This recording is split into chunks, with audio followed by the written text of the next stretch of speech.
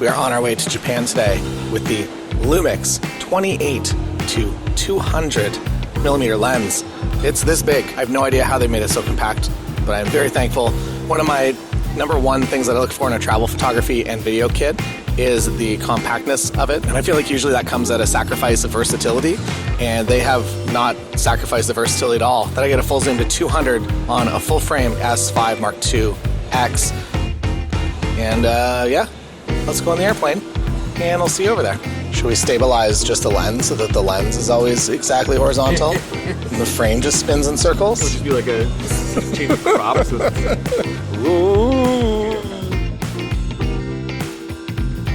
Now we're on an airplane with the Lumix S5 Mark II X and the 28-200.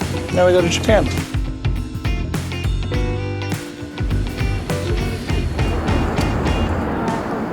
So first off, everything you're going to see in this video is straight out of camera from my S5 Mark II X. You can run your own LUTs in camera for both photography as well as video.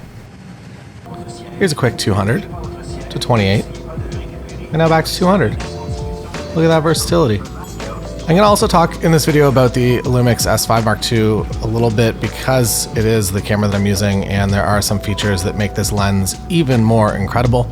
First up, the stabilization. I am on a bumpy airplane and life is just fine in the video. Nice, right? There's also a boost IS mode, which basically makes your camera a tripod. We will demonstrate that a little bit later, but it's something that I ended up using a lot on this trip. The 28-200 also has OIS, which is optical stabilization in the lens, so even when you're in crazy environments like this, the lens and the camera body work together to give you even better stabilization. 200, full frame. 28. This is with boost enabled. It's a little bit hazy, but darn. And at 28, looks very stable.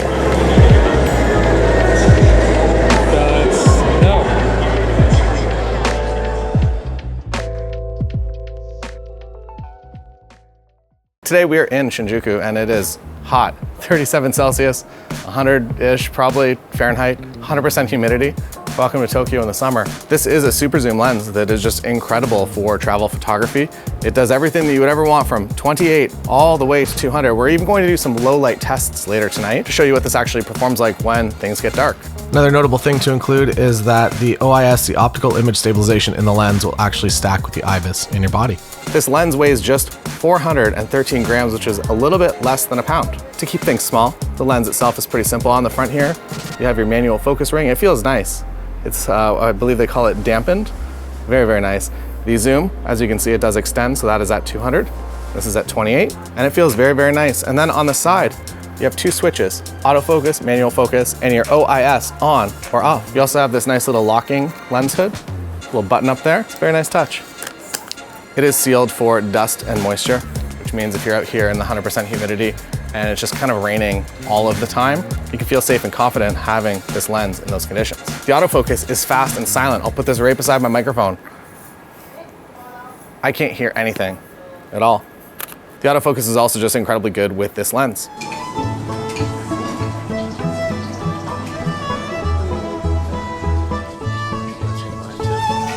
After suffering some mild heat exhaustion, we figured it was time for a fancy tempura lunch and some children's slides.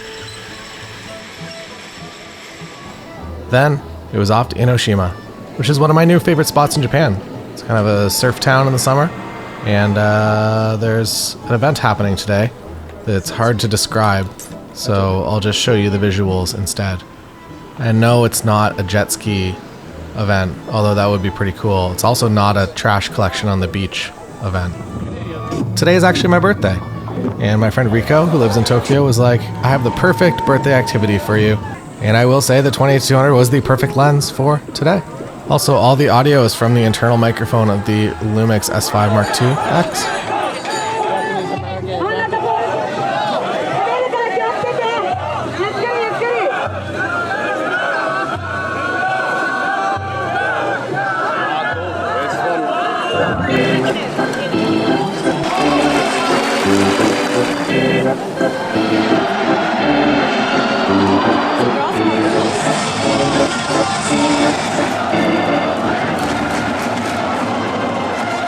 close focusing of this lens is also quite incredible. So at 28 millimeters, I'm actually so close that I'm affecting the light from my lens because I'm about 1 inch away from the front element. I'm gonna take the hood off to get a little bit more light in there. And the macro size is Half-Life, like the video game, Half-Life 2, but full life consequences. And if you got that very obscure Half-Life 2 full life consequences reference, you are a true human of YouTube, and I salute you. These are Family Mart socks, by the way. Because this is a Lumix camera, video is obviously heavily considered. The focus breathing on this lens is actually quite remarkable. This is the dirty cooler focus breathing check. So we're gonna record on Asahi. This is at 200 millimeters. I'm going to tap into infinity.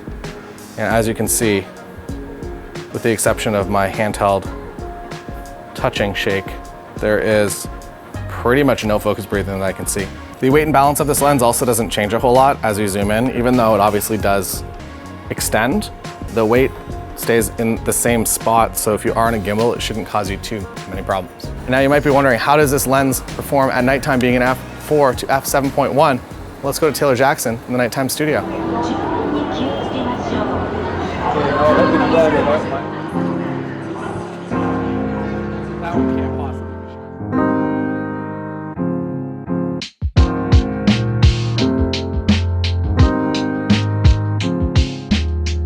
Now nighttime. This is an f4 to f7.1 variable aperture, which means that as you zoom in to 200, the aperture closes down, or the minimum available aperture closes down. And I will say for nighttime photography and video, as long as you don't need a really high shutter speed, you can absolutely get away using this lens all day. The low light performance of the Lumix S5 Mark IIX is really wonderful, and it has dual native ISO, which isn't talked about a whole lot. So that higher ISO footage and photos really do come together nicely, and including the stabilization, it really just makes a nice all-day package. For photography, you can actually hand hold this lens down to about 2 seconds in my testing, so if there is a long exposure that you want to capture, you are able to do that without bringing a tripod.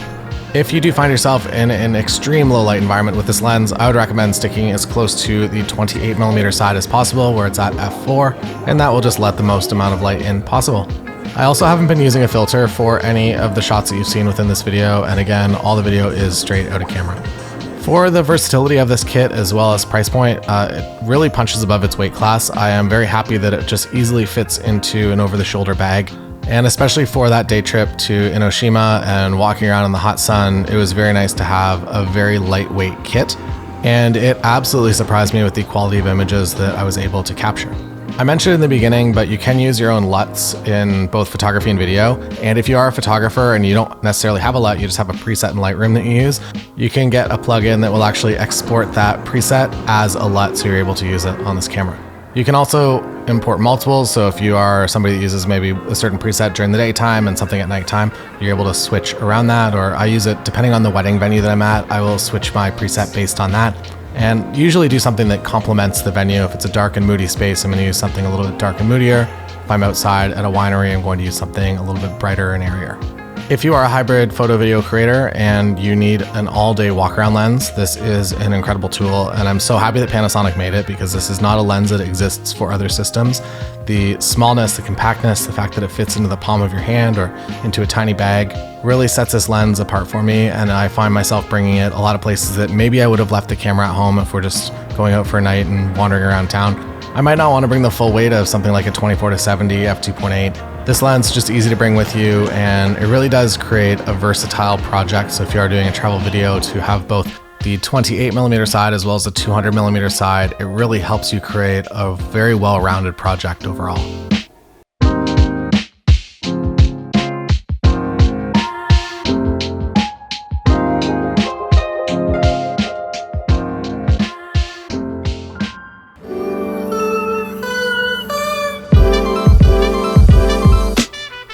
So full disclosure, I did bring this lens to Tokyo for the sponsor video with Lumix and Adorama, and I intended to use it kind of for one day. I was going to do a full day in the life, and as it turns out, I ended up using it for 6 out of the 7 days that I was there.